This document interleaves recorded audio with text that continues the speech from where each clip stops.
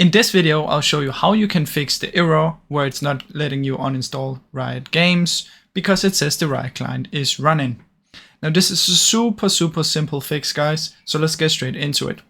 First, what you want to do is come down here and check if you have any Riot stuff related open. Simply right click on it and press exit.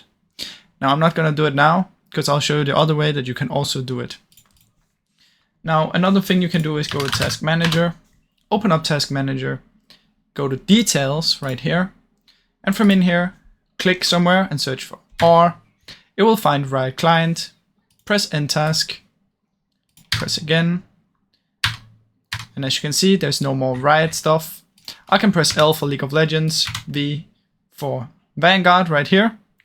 You can also close Vanguard and then you can simply try and uninstall again. You uninstall by going in here, Apps and Features, type Riot, and you can uninstall whatever you want from in here. So that's basically how you can do it, guys. It's really simple, and I really hope this video helped you. If it did, please leave a like and subscribe as it helps me out a ton. Thank you so much for watching.